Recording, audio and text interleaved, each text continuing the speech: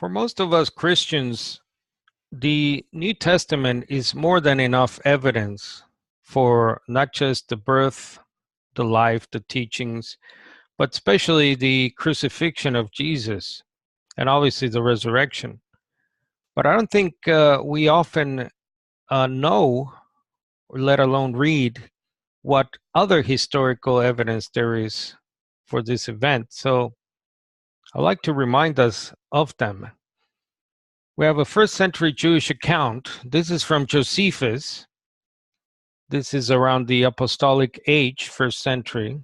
Quote, "Now there was about this time Jesus, a wise man, a doer of wonderful works, a teacher of such men as received the truth with pleasure.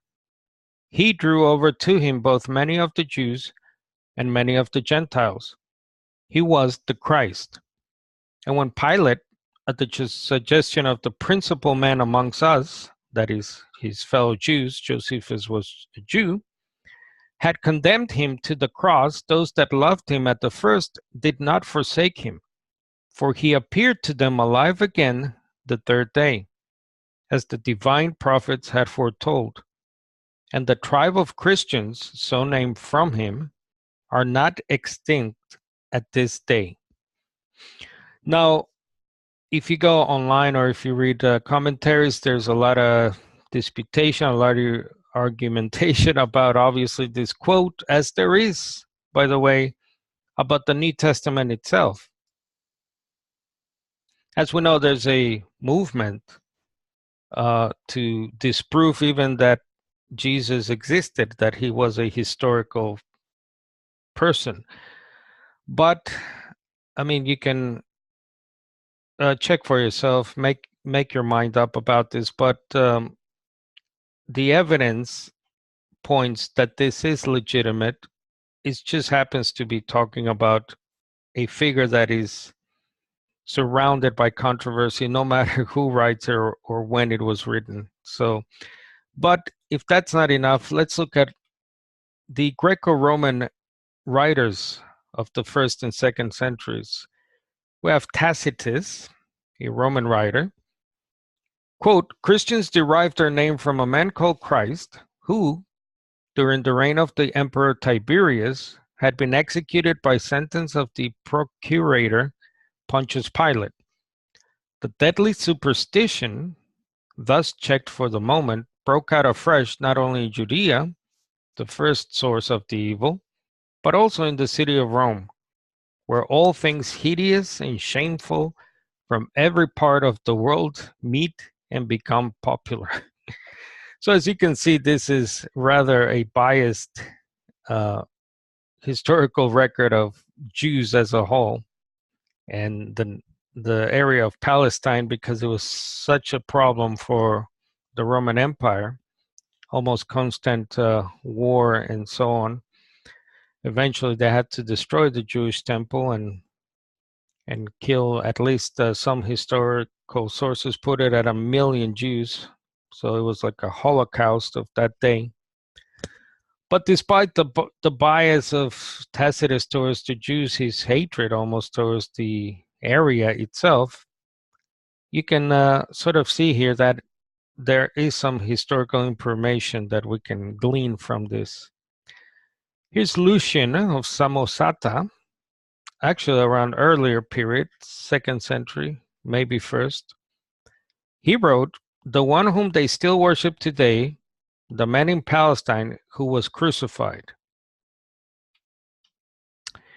And now we have a very famous graffiti, ancient graffiti from the first, as early as the first apostolic age, as late as the 3rd century, so 200 years or so.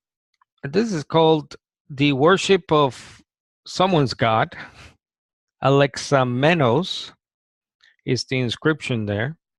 And as you can see, it's a figure on a cross with either a horse's head or a donkey's head, I think most historians see it as.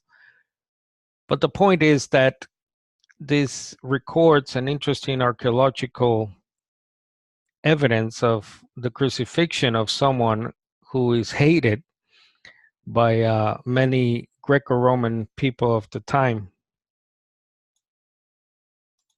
Now, lastly, I want to share this.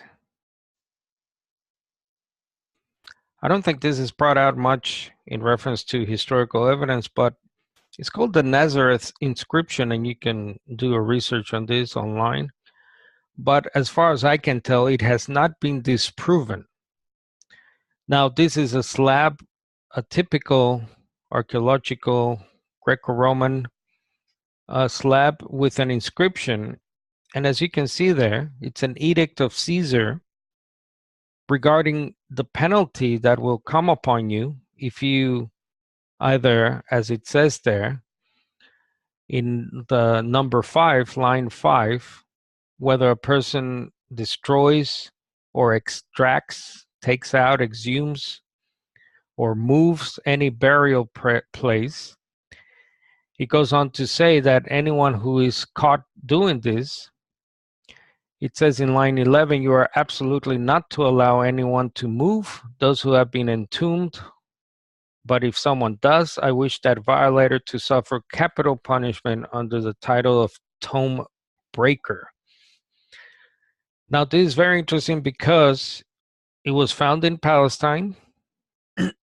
Some even say in Nazareth itself. That's why it's called Nazareth inscription, but definitely near Jerusalem. And it's been proven that the dating matches the time of the early 1st century. But again, this is it could be a very important find in terms of telling us not just about the death of Jesus, but obviously, most importantly, his resurrection.